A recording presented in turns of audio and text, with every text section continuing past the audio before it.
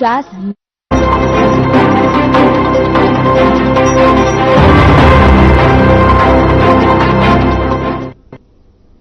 नमस्कार, मैं हूं आपके साथ गौरव राजेंद्र। बुलेटिन की शुरुआत करते हैं। मुख्यमंत्री योगी आदित्यनाथ ने महाराजा सुहेलदेव स्मारक का उद्घाटन किया। यह स्मारक 6.803 हेक्टेयर में फैला है और इसकी लागत 40 करोड़ है। इस मौके पर उन्होंने 40 फीट ऊंची महाराजा सुहेलदेव की प्रतिमा का अनावरण भी किया। साथ ही उन्होंने 1243 करोड़ की 384 विकास परियोजनाओं का लोकार्पण और शिलान्यास किया। 1000 वर्ष पहले विदेशी आक्रांताओं को जवाब क्या होना चाहिए, उसकी मिसाल प्रस्तुत करने वाले महाराज सुहेलदेव को जो इतिहास में सम्मान मिलना चाहिए था, नहीं मिला। लेकिन प्रधानमंत्री मोदी जी के विरासत और विकास के इस अभियान को आगे बढ़ाते हुए डबल इंजन की भारतीय जनता पार्टी नेतृत्व की सरकार ने संकल्प लिया था और मुझे प्रसन्नता है कि भव्य स्मारक का आज लोकार्पण प्रधानमंत्री मोदी जी के विरासत और विकास के इस अभियान को आगे बढ़ाते हुए आज बहराइच के इसी चित्तौड़ा नामक स्थान पर एक कार्यक्रम संपन्न हो रहा है और साथ साथ बहराइच के मेडिकल कॉलेज का नामकरण भी महाराजा सुहेलदेव के ही नाम पर रखा गया है। हॉस्पिटल का नाम बालार कृषि के नाम पर रखा गया है, जो महाराजा सुहेलदेव के गुरु थे उनके नाम पर। और आजमगढ़ के विश्वविद्यालय को भी हमने राज्य सरकार के द्वारा जो विश्वविद्यालय बनाया गया है, उस विश्वविद्यालय का नामकरण भी महाराजा सुहेलदेव के नाम पर रखा गया है। बहनों और भाइयों, महापुरुषों के प्रति सम्मान क्या होना चाहिए, उसकी एक अभिव्यक्ति है यह कार्यक्रम। उसकी एक अभिव्यक्ति है यह कार्यक्रम। और मैंने इसीलिए बहराइच के एक कार्यक्रम में आकर के तब कहा था, मैंने कहा था बहराइच की एक धरती पर आकर के मैंने कहा था कि विदेशी आक्रांताओं का महिमामंडन बंद होना चाहिए, राष्ट्र नायकों का सम्मान होना चाहिए, हर हाल में सम्मान होना चाहिए। और 1000 साल पहले इस प्रकार के शौर्य और पराक्रम की गाथा एक इतिहास थी, वह सच करके दिखाया था। महाराज सुहेलदेव ने इसी भूमि पर दिखाया था। आज ही की तिथि है 10 जून 1934। 10 जून 1934 और 10 जून 1934 की स्थिति पर जब महाराजा सुहेलदेव ने एक विदेशी आक्रांता जो गजनी से चला था भारत को लूटने के लिए, अपनी लगभग 3 लाख की सेना को लेकर, लेकिन उस विदेशी आक्रांता को, उस बर्बर आक्रांता को रोकने की युक्ति महाराज सुहेलदेव ने अपनी कूटनीति के नाते उन्होंने बड़ी प्रखरता के साथ मथुरा से लेकर के बहराइच तक पग पग पर उसके लिए इतनी बाधाएं खड़ी की कि यहां पहुंचते पहुंचते उस दुर्दांत आक्रांता की आधी सेना समाप्त हो चुकी थी। और जब इस चित्तौड़ा नामक स्थान पर महाराज सुहेलदेव के सामने पड़ा तो महाराज सुहेलदेव के साथ कुल 20 से 25 हजार योद्धा थे। 1.5 लाख योद्धा सालार मसूद के साथ पास थे, लेकिन 20 से 25 हजार इन वीर बांकुरों ने उन विदेशी आक्रांताओं को गाजर और मूली की तरह ऐसा काटा कि उसके बाद वो दुष्ट सालार मसूद यहां जिंदा पकड़ लिया गया और उसको सजा भी ऐसी हुई कि जो इस्लाम के अनुसार जहन्नुम में जाने की गारंटी देता है। बहनों और भाइयों, और इसीलिए हम कहते हैं, इसीलिए प्रण था प्रधानमंत्री मोदी जी का एक इस बारे में आदेश था कि राष्ट्र नायकों का सम्मान होना चाहिए। और इसीलिए उस प्रण और उस भाव को व्यक्त करने के लिए मन में एक इच्छा थी। महाराजा सुहेलदेव को जो सम्मान मिलना चाहिए था, इतिहास ने भले ही उनके साथ नाइंसाफी की है, लेकिन डबल इंजन की ये सरकार उनके साथ नाइंसाफी नहीं होने देगी, क्योंकि हमारे सामने प्रेरणा पुरुष के रूप में ऐसा महापुरुष शौर्य पराक्रम का प्रतीक होना ही चाहिए, जो महाराज सुहेलदेव के रूप में आज हमारे सामने है। और आज उनका एक भव्य स्मारक यहां पर हम लोगों ने बना करके आज बहराइच वासियों को, पूर्वांचल वासियों को, जिन लोगों को जिन्होंने महाराज सुहेलदेव के साथ इस पराक्रम में युद्ध लिया था, उस युद्ध में भाग लेकर के भारत को विधर्मियों के आक्रमण से बचाया था, भारत की धर्म और संस्कृति को बचाने का काम किया था, धरा को भी और धर्म को भी बचाने का काम किया था, उन लोगों को पददलित कर दिया गया, वंचित कर दिया गया, बुनियादी सुविधाओं से वंचित कर दिया गया। और मैं पूछना चाहता हूं आज इसी अवसर पर कांग्रेस को, समाजवादी पार्टी को, अन्य दलों को पूछना चाहता हूं, क्या किया उन्होंने? क्या किया उन्होंने? महाराज सुहेलदेव को क्यों नहीं सम्मान मिल पाया? क्यों नहीं सम्मान मिल पाया?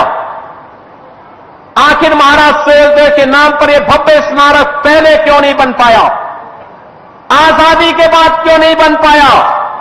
महाराज सुहेलदेव को यह सम्मान पहले बनाने का काम जो होना चाहिए था, उनके नाम पे मेडिकल कॉलेज क्यों नहीं बन पाए? उनके नाम पर विश्वविद्यालय पहले क्यों नहीं बन पाए? क्योंकि वोट बैंक की तो चिंता थी, लेकिन महापुरुषों का नाम अगर रख देंगे तो कहीं तुष्टीकरण की नीति फेल न हो जाए और मुस्लिम वोट बैंक के नाते वे लोग उन विदेशी आक्रांताओं के खिलाफ एक भी शब्द नहीं बोलते थे। और मैं यही बोलना चाहता हूं उन लोगों से जो लोग आज भी जिन्ना का महिमा मंडन करते हैं। मैं पूछना चाहता हूं, जब भारतीय जनता पार्टी राष्ट्र नायक, राष्ट्र शिल्पी, लोक पुरुष सरदार वल्लभ भाई पटेल की जयंती के कार्यक्रम को यहां पर पूरे प्रदेश के अंदर और देश के अंदर मनाती है, प्रधानमंत्री जी ने स्टैच्यू ऑफ यूनिटी के नाम पर लोक पुरुष सरदार वल्लभ भाई पटेल की दुनिया की सबसे बड़ी प्रतिमा को स्थापना केवड़िया गुजरात में स्थापित कराया, तब समाजवादी पार्टी जिन्ना का गुणगान करती है, राष्ट्र तोड़क जिन्ना का गुणगान करती है। जब हम लोग महाराजा सुहेलदेव के विजयोत्सव को मनाने की बात करते थे, तब कांग्रेस और समाजवादी पार्टी में होड़ लगती थी कि नहीं, गाजी मियां का विवाह होना चाहिए। हमने कहा विदेशी आक्रांताओं का महिमा मंडन नहीं होना चाहिए। और मैं धन्यवाद दूंगा उन सभी लोगों को जिन्होंने इस बार से गाजी के नाम पर होने वाले आयोजनों को पूरी तरह बंद करवा दिया है। विदेशी आक्रांता के नाम पर कोई आयोजन नहीं होने चाहिए। आयोजन होंगे महाराज सुहेलदेव के नाम पर होंगे। बहराइच का मुख्य आयोजन होगा तो महाराज सुहेलदेव के नाम पर होगा। बहराइच का मुख्य आयोजन होगा बालार कृषि के नाम पर होगा। इस मंडल का मुख्य आयोजन होगा आदि शक्ति मां पाटेश्वरी के नाम पर होगा, किसी विदेशी आक्रांता के नाम पर नहीं होगा। और इस संकल्प के साथ आज हम सब आपके पास आए हैं। कौन वे लोग थे जिन्होंने इन महापुरुषों को सम्मान से वंचित किया? कौन वे लोग थे? कौन वे लोग थे जो अयोध्या में राम मंदिर का विरोध कर रहे थे? कौन वे लोग थे जो काशी में काशी विश्वनाथ धाम का विरोध कर रहे थे? कौन लोग थे जो महाराजा बिजली पासी के शौर्य और पराक्रम को भुलाने का काम करते थे? जैसा स्मारक यहां पर महाराज सुहेलदेव का बना है, ऐसा ही भव्य स्मारक महाराजा बिजली पासी का हम लखनऊ में बनाने जा रहे हैं। लखनऊ में बनेगा। उन्होंने भी विदेशी आक्रांताओं को रोका था, दमदारी के साथ रोका था और उनके साथ युद्ध करते हुए, उन्हें पछाड़ते हुए विदेशी आक्रांताओं को दूषित करने का काम किया था। और महाराजा बिजली पासी के नाम पर लखनऊ में इसी प्रकार का भव्य स्मारक बनाने की तैयारी हमारी सरकार ने प्रारंभ किया है। बहनों और भाइयों, 1857 की क्रांति की 4 वीरांगनाओं ने, महारानी लक्ष्मीबाई ने झांसी का मोर्चा संभाला था, वीरांगना अवंतीबाई ने, वीरांगना झलकारी बाई ने और वीरांगना उदा देवी ने भी अंग्रेजों के दांत खट्टे करने के काम किए थे। आपको याद होगा, इन तीनों वीरांगनाओं के नाम पर, महारानी लक्ष्मीबाई के नाम पर झांसी के मेडिकल कॉलेज और विश्वविद्यालय का नामकरण किया जा चुका है और महारानी वीरांगना अवंतीबाई लोधी के नाम पर डबल इंजन की सरकार ने बदायूं में महिला पीएसी की एक नई बटालियन का गठन किया है और उसका नामकरण और बड़ी ऐसे ही अश्वारोही प्रतिमा महारानी अवंतीबाई का वहां पर हम लोग वीरांगना अवंतीबाई का लगाने जा रहे हैं। वीरांगना उदा देवी का एक भव्य प्रतिमा का निर्माण लखनऊ में महिला पीएसी की महिला बटालियन का हमने गठन करने की कार्रवाई चल रही है। लगभग 35-40% काम हो चुका है। जैसे कार्य पूरा होगा, वीरांगना उदा देवी पासी की एक भव्य प्रतिमा, अश्वारोही प्रतिमा, तलवार लहराते हुए वीरांगना के भाव के साथ दुश्मन को ललकारते हुए एक भव्य प्रतिमा की स्थापना हम लोग लखनऊ में करने जा रहे हैं। और झलकारी बाई, वीरांगना झलकारी बाई का के नाम पर महिला पीएसी बटालियन का गठन गोरखपुर में हो रहा है। वहां पर उनके नाम पर हम लोग वहां पर भी इसी प्रकार की भव्य प्रतिमा की स्थापना करने जा रहे हैं।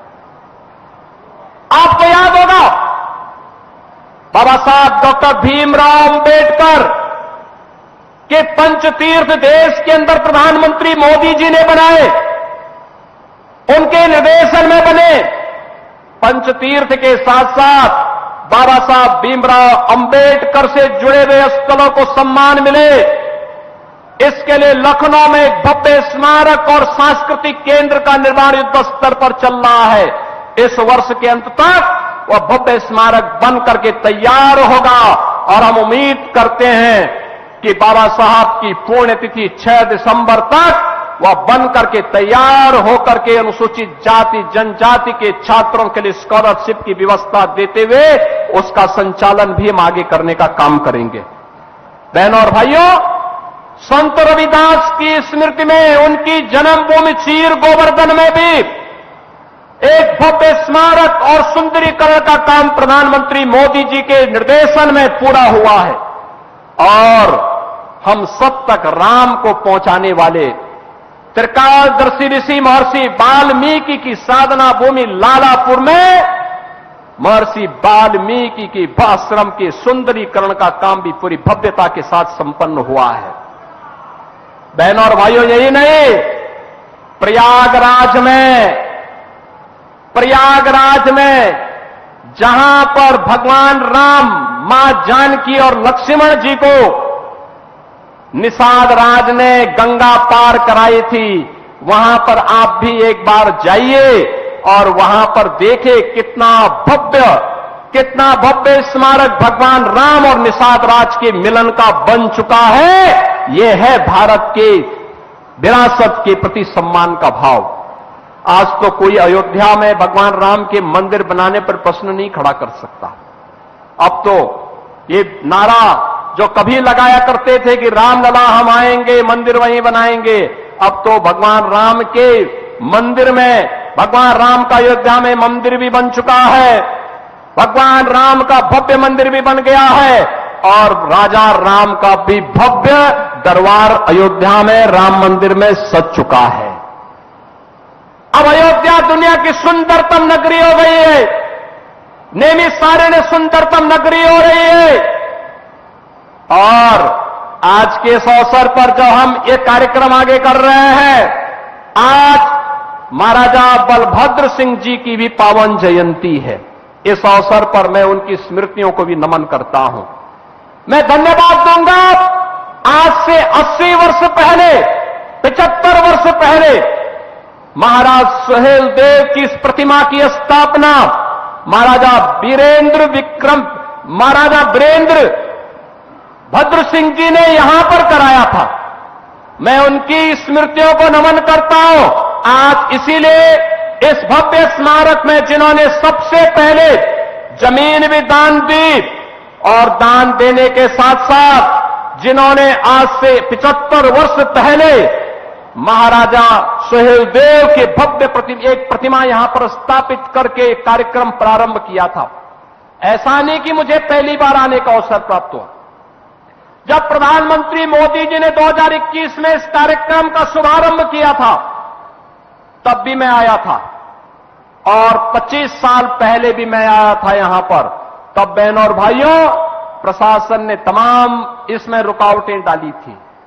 हम विजय उत्सव मनाने के लिए आए थे 10 जून को, तब भी कार्यक्रम मुझे 3 बार आने का अवसर प्राप्त हुआ था। और आज आत्मा आनंदित है कि हमें महाराजा सुहेलदेव के प्रति कृतज्ञता ज्ञापित करने का एक अवसर इस भव्य स्मारक के माध्यम से डबल इंजन की सरकार को प्राप्त हुआ है। मैं आज के इस अवसर पर महाराजा सुहेलदेव की स्मृतियों को नमन करता हूं और उनके प्रति कृतज्ञता पूर्वक विनम्र श्रद्धांजलि भी अर्पित करता हूं।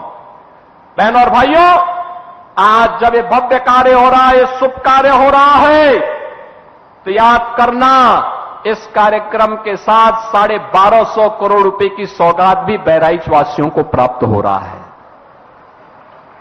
कनेक्टिविटी, शिक्षा, स्वास्थ्य, पर्यटन विकास, बुनियादी सुविधाएं, लोक कल्याणकारी योजनाओं के 1200-1250 करोड़ रुपए की परियोजनाएं भी, क्योंकि जब कोई महापुरुष आता है, आज तो हमारे पूर्वज महाराजा सुहेलदेव ही यहां पहुंच चुके हैं अब तो स्वाभाविक रूप से इसका लाभ तो हम सबको प्राप्त होना ही था। और बहराइच वासियों, आपको मैं बधाई दूंगा कि आपने इस आयोजन के साथ अपने आप को जोड़ा है। मैं धन्यवाद दूंगा भारतीय जनता पार्टी, सुहेलदेव राजभर पार्टी के अपने पदाधिकारियों को, जिन्होंने आज महाराजा सुहेलदेव के प्रति ये सम्मान का भाव व्यक्त करते हुए प्रातःकाल 7 बजे मैंने फोन किया था तो पता लगा 10,000 की भीड़ आ चुकी है। प्रातः 7 बजे कार्यक्रम 11 बजे के बाद होना था, लेकिन तब भी ये उत्साह आपने दिखाया और आपने साबित कर दिया है कि वास्तव में आयोजन तो, मेला तो महाराजा सुहेलदेव का होना चाहिए, सालार मसूद का नहीं। सालार मसूद का नहीं। सालार मसूद एक आक्रांता था। आक्रांता का मेला और आक्रांता की स्मृति में आयोजन का मतलब गुलामी की मानसिकता। याद करना, प्रधानमंत्री मोदी जी ने हमें आजादी के अमृत महोत्सव वर्ष में एक बात की प्रेरणा दी, 5 प्रण जो देशवासियों को उन्होंने दिलाए थे। विरासत का सम्मान है महाराजा सुहेलदेव। गुलामी की मानसिकता से मुक्ति, सालार मसूद के नाम पर होने वाले आयोजनों पर पूरी तरह रोक लगना, यह गुलामी की मानसिकता से मुक्ति का है। कानून का सम्मान, एक साथ इतनी भारी संख्या में प्रातः काल से लोग आए, शालीनता के साथ कानून का पालन कर रहे हैं और एकता का प्रदर्शन भी कर रहे हैं। कोई जाति का भेद नहीं, कोई मत का भेद नहीं, कोई संप्रदाय का भेद नहीं, हम सब एक हैं। अपने महाराजा सुहेलदेव को सम्मान देने के लिए, उनके प्रति कृतज्ञता ज्ञापित करने के लिए यहां पर एकत्र हुए हैं और कर्तव्यों का पालन, हम सब अपने कर्तव्यों का पालन करते हुए कि हमारा बाबा साहब भीमराव अंबेडकर जी ने जो कर्तव्यों की शिक्षा हमें भारत के संविधान के माध्यम से दी है, उन कर्तव्यों का पालन करते हुए प्रधानमंत्री मोदी जी के संकल्पों को अपने जीवन में अंगीकार करते हुए विकसित भारत और आत्मनिर्भर भारत की परिकल्पना को साकार करना है। बहनों और भाइयों, आज तो बहराइच के लिए बाईपास का भी शिलान्यास हो रहा है। बहराइच की कनेक्टिविटी को और अच्छा बनाने का काम हो रहा है। बहराइच के अंदर तमाम ब्रिजेज के शिलान्यास के कार्यक्रम भी हो रहे हैं। तकनीकी संस्थानों का शुभारंभ भी होने जा रहा है। स्वास्थ्य के केंद्रों का भी और जल जीवन मिशन से जुड़े हुए पानी हर घर नल की योजनाओं का भी, बाढ़ बचाव के कार्यों का भी और अन्य तमाम अन्य योजनाओं को भी हम यहां इस कार्यक्रम के साथ जोड़ रहे हैं। और आज के इस कार्यक्रम के अवसर पर मैं धन्यवाद दूंगा उन सभी उन महापुरुषों को, उन महानुभावों को जिन्होंने लगातार दशकों से मांग रखी थी कि भाई बहराइच में गाजी की नहीं, बहराइच में तो महाराज सुहेलदेव की पूजा होनी चाहिए, उनका सम्मान होना चाहिए। और इसमें श्री कन्हैया लाल रूपानी जी, श्री मुकुट बिहारी वर्मा जी, मुकुट बिहारी वर्मा लगने में सीधे दिखते हैं, लेकिन देखो दशकों पहले मांग कर रहे थे। श्री अक्षयवर लाल गौड़ जी हमारे पूर्व सांसद हैं, श्री आनंद गौड़ के पिता, और श्री सुरेश्वर सिंह जी, कम बोले तो अच्छा होगा, श्रीमती अनुपमा जायसवाल जी, श्री पदम सेन चौधरी जी हमारे विधान परिषद से सदस्य हैं, श्री श्याम करण टेकड़ीवाल पूर्व जिलाध्यक्ष भारतीय जनता पार्टी, श्री कृष्ण मोहन गोयल, श्री दिलीप गुप्ता जी, स्वर्गीय हनुमान प्रसाद शर्मा जी जो अब नहीं है, मैं इस अवसर पर इस स्मारक के माध्यम से उन्हें विनम्र श्रद्धांजलि अर्पित करता हूं। और भगवान सूर्यदेव से, माता पाटेश्वरी से, क्योंकि मां पाटेश्वरी का दर्शन करने के लिए महाराज सुहेलदेव प्रतिदिन देवीपाटन मंदिर जाया करते थे।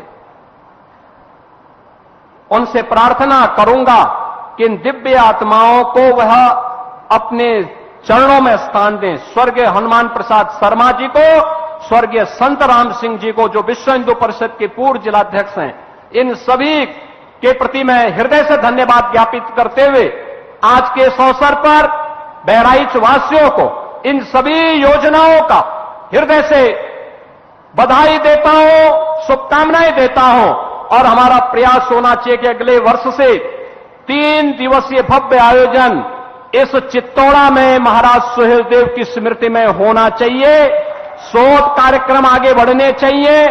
जो ये पत्रिका महाराजा सुहेलदेव स्मृति न्यास के द्वारा यहां पर छापी गई है, इस पत्रिका को घर घर तक पहुंचाने, हर वर्ष एक अच्छी स्कॉलरशिप देते हुए विश्वविद्यालय के छात्रों को स्कॉलरशिप देते हुए इस पर शोध करके एक अच्छी लाइब्रेरी का निर्माण भी होना चाहिए, जिससे आने वाले समय में महाराज सुहेलदेव जैसे राष्ट्र नायकों के नाम को कोई इतिहास के पन्नों से गायब करने का दुस्साहस न कर सके।